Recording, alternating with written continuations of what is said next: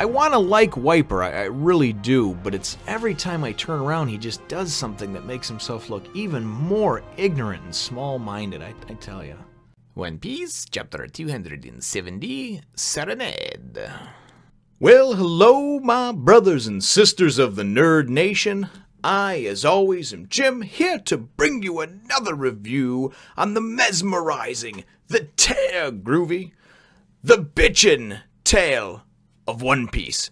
Sorry, there's been a couple of them where people have submitted things that I'm supposed to say and just, thoughts in my head and all that sort of thing, I'm trying to think about what I'm going to say for the chapter, and I'm a little bit scared, and I'm thinking, okay, I got to get this name right and this name right, and then I'm like, whoa, and I get used to just sort of my weird ad-libbed intro. But anyway, we'll put that aside for a moment. So the last chapter, of course, saw a number of different really cool things happening, fight-wise and just sort of everybody being brought together, and we were just kind of left on this, Ohm looking like he'd hit Zoro and Wyper and took them maybe out of the fight entirely, out of the God Enel's game. So that's where the chapter left off, and really that's where this one picks up, and it's kind of cool because we wind up seeing some of the Shandians come to Wyper's defense. They're like, no, you're getting Wyper, I can't believe you attacked him, that sort of thing. And anyway, and Ohm winds up going and telling his dog, Holly. I also noted that as well, that was some kind of censorship thing. But honestly, I kind of like Holly better because this big goofy-looking dog, and I just sort of think of it as like Clifford the Big Red Dog's sister, the way it's drawn and portrayed and everything like that. But we'll go with Holly. It's fine. So Holly is told to go and, gets prepare for the final, this and that. So Holly goes and kind of starts jumping and spinning around and then running like hell at Ohm's at Ohm's command. And really what it looks like what she's doing is hitting these different tripwires for the iron clouds, and they're in this huge like dome comes up over everything, and it's actually pretty cool because you get they call it the white vine cage, the final stage of his iron challenge, I guess. And it's funny because you get Zoro's like sitting there, he's a little bit bloodied and beaten, but he's like, why do we need a cage? I'm not running. And it just fucking Zoro, man. I just gotta love him, right? Yeah, I'm not running. I move forward, man. I don't give a shit. And then you go and you get one of the heavenly warriors goes and he's like, oh, and because the cage is so, this is the white vine cage because, and as he goes and he's saying this, Wyper goes and grabs him and just smears him into the freaking cage. And the thing about the white vine cage is it's all this like barbed wire iron, fencing or whatever. So you get hit against it, and Wyper's like, you get hit against it, you'll regret it, So I just thought the whole buildup of that was pretty funny. It was probably the first time that I actually smiled at something Wyper did. So anyway, so Wyper goes on, and he's and they're going back and forth with different things. We wind up seeing that there's the snake over there. Wind up seeing Ohm. Ohm starts counting down who's left and who he thinks is around and who this and who that. And anyway, so they're going to everybody, like I said, is kind of shit is hitting the fan over here. And then all of a sudden we go and we see it, and Wyper and Zoro almost look like they're kind of standing shoulder to shoulder for a quick second there. And then all of a sudden Wyper turns, and what does he see outside of the cage but Rocky? Rocky, whatever you want to call her. And she, of course, had run into Kamakiri, and was going to, go and tell Wyper not to use the reject dial, and Kamakiri was basically like, hey, Enel is, he can't be beaten, he's all powerful, this and that. So she's outside the cage and walking towards him, and she's like, Enel is in the forest, and blah, blah, and this and that, and then all of a sudden, poof, Enel appears, right? And he's just like, oh, did someone call me? I'm like, oh, shit, this is not good, right?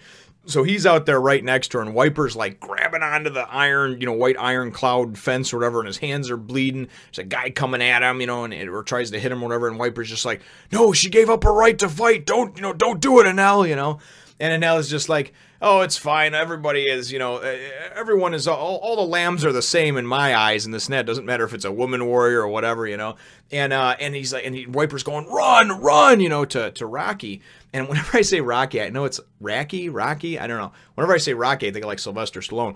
But anyway, Adrian.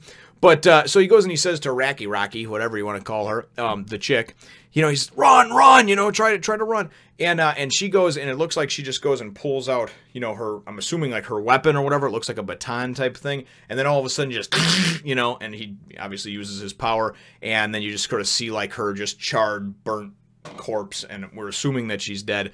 But again, I don't really take any of that to heart too much now because of the nonsense, or at least what I perceive to be nonsense in Alabasta with Pell. You know, just in my mind, completely unnecessary, and really took away from the weight of what happened. So now, whenever I see a character that looks like he's dead, I don't know. You know, people said, I think Satori's dead, you know, the big round guy or whatever. Well, I don't know, because who knows if he shows up in 300 chapters or something like that. So that's the only thing that I kind of, if I had a gripe about anything, that would be like the kind of negatives. There's never any finality to things. You don't really ever know if anyone's truly defeated, you know. And even my kids were asking me about that, because my son's like, well, did Luffy kill Arlong, or did he just hurt him? I mean, because it looked like he killed him, you know. And it's like, no, I'm sure Arlong's probably still alive.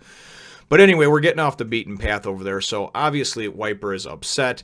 She's been, you know, fried where she stands. And then Enel is just like, okay, well, good luck, you know. He just takes off.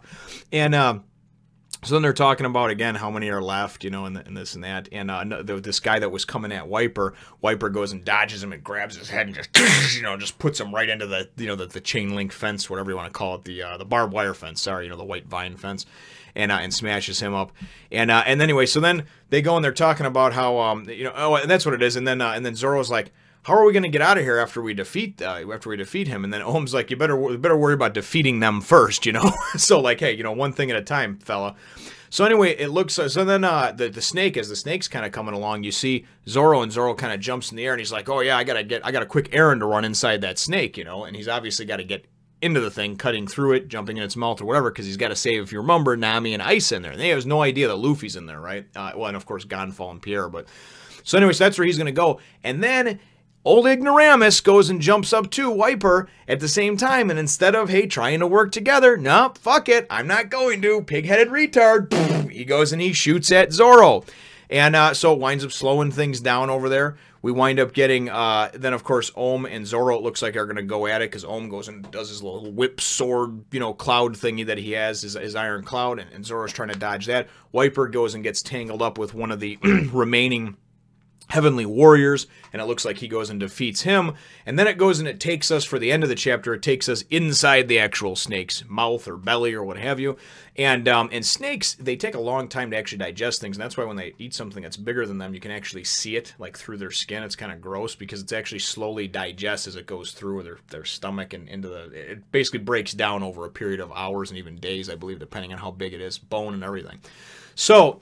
at least that's what I know. I'm assuming this is a giant form of a deadly snake. So, you know, and even though it's in this fictitious world, that's just what I'm kind of gathering, you know, anyway. So, you know, don't shoot the messenger if I'm wrong on this one.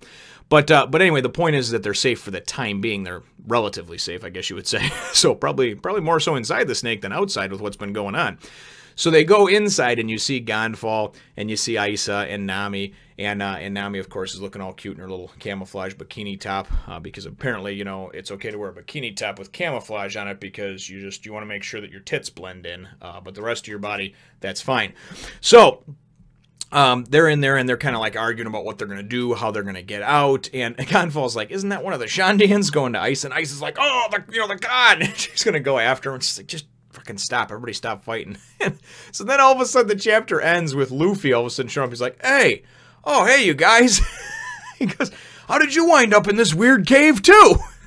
That's how the chapter ends, you know, and I just love, God, you gotta love Luffy. You gotta love him, absolutely love him. So, my chapter question for you is, what are your thoughts? I know that last time when I talked about Wyper, there was some real big, deep conversation on and his people and how they've been wronged and everything else, and I'm not saying that any of that is untrue, but I am saying that now we are at a point where it's really life or death.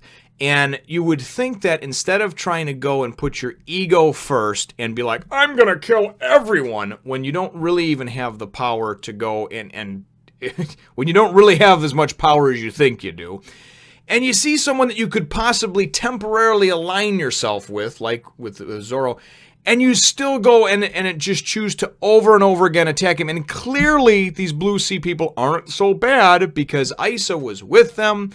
You know, but he looks at everything in the negative, with a negative, you know, mindset and perspective. So my chapter question really is, and we don't want to get too deep into the history of what happened and the people and everything. I don't care about that. I'm talking about Wyper as a character and as a person. Do you think he's ignorant or not?